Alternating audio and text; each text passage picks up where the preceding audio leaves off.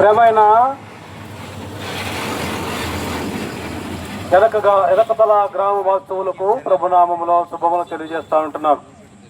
ఈ మధ్యాహ్నకాల సమయంలో పాటలు పాడుకుంటూ మేము మీ అందరికీ ఎంతో సంతోషంతో వచ్చి ఉంటున్నాం.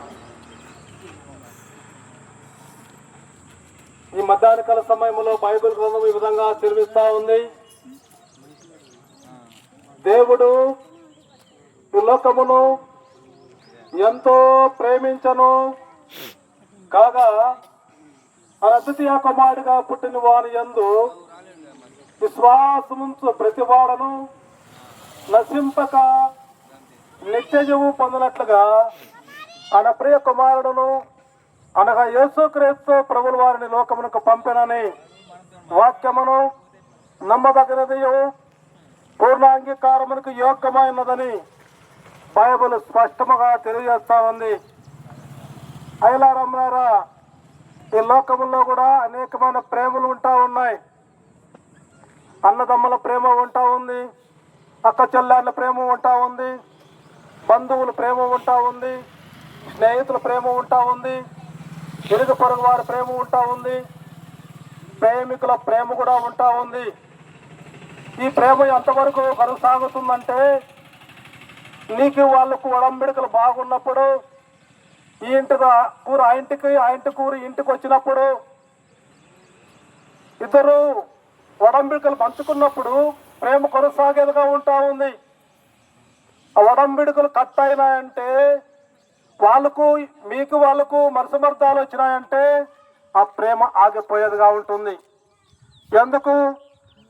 స్వార్థంతో కూడిన ప్రేమ ఈ లోకంలో ఉండే ప్రేమ. మానవుల ప్రేమ స్వార్థముతో ఉంది. దేవుడు అలాంటి ప్రేమతో నిన్ను ప్రేమించలేదండి. శాశ్వతమైన ప్రేమతో నిన్ను ప్రేమిస్తా ఉన్నాడు. శాశ్వతమైన ప్రేమతో నిన్ను ప్రేమిస్తా ఉన్నాడు. ఎందుకు? బైబిల్ ఈ విధంగా చెలివిస్తా ఉంది. ఏ భేదమును లేదు, అందరూ పాపము చేసి దేవుడు అనుగ్రహించి మహిమను పొందలేకపోతున్నారని బైబిల్ స్పష్టముగా తెలియజేస్తా ఉంది. ఏ భేదం లేదు, దేనిలో భేదం లేదు, పాపములో భేదం లేదు. చిన్నవారని పెద్దవారని, ఈ కులమని ఆ కులమని, ఆ దేశమని ఈ దేశమని, చదువుకున్న వారని చదువులేని వారని, ఉద్యోగస్తులని ఉద్యోగం లేని వారని, బీదవారని ధనికులని, నల్లవారని తెల్లవారని ఏ భేదము లేదు. అందరూ పాపము చేసి దేవుడు అనుగ్రహించి మహిమను పొందలేకపోతున్నారు. కనుకనే యేసుక్రీస్తు ప్రభువు వారు నిన్ను ప్రేమిస్తా ఉన్నారండి. బైబిల్ చెప్తా ఉంది, పాపమునికి వచ్చే జీతం మరణము. ప్రతి పనికి జీతం ఉందండి. రోజు కూలికి జీతం ఉంది, వారు కూలికి జీతం ఉంది, నెల జీతానికి కూడా జీతం ఉంది. ప్రతి పనికి జీతం ఉంది. పాపమునికి కూడా జీతం ఉందండి. పాపమునికి కూడా జీతం ఉంది. ఎక్కడ ఆ జీతం పొందుతాడు? నరకములో పాలు పొందటము, అది రెండవ మరణం. అగ్నిగుండంలో పాలు పొందటమే పాపమునికి వచ్చే జీతం. అది రెండవ మరణం. ఆ రెండవ మరణం తప్పించుకోవాలని, ఆ రెండవ మరణం విడిపించబడాలని మానవుని లోకములో సతమతులు అవుతా ఉన్నాడని, అనేక ధనదానాలు చేస్తా ఉన్నాడు.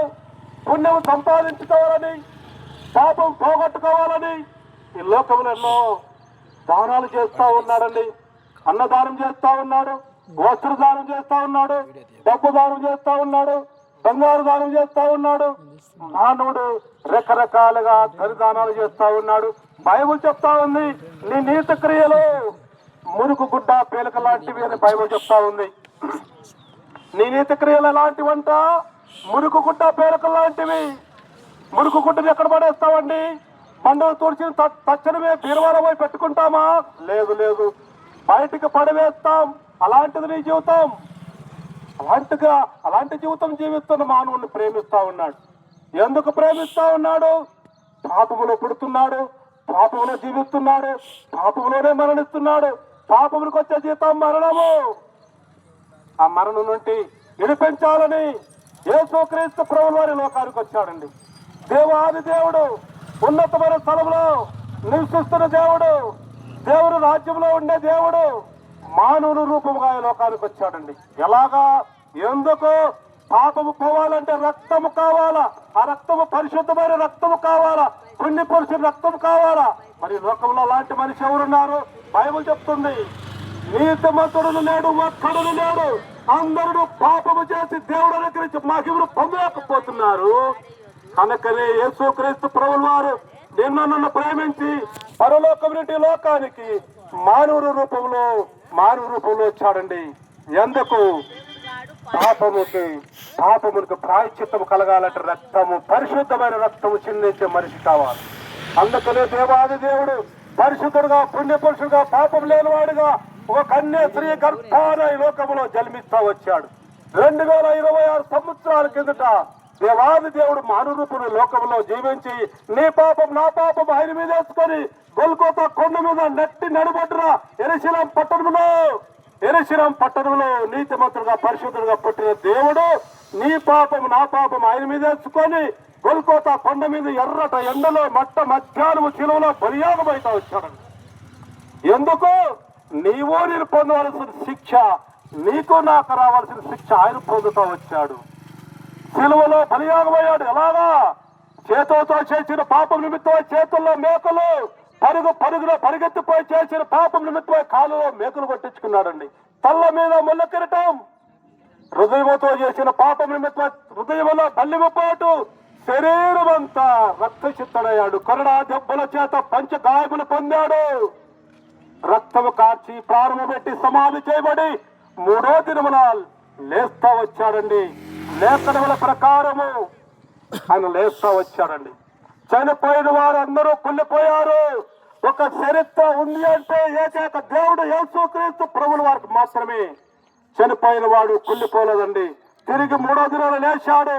ఆయన శిష్యులు కనపడ్డాడు. 40 రోజులు లోకంలో ఉన్నాడు.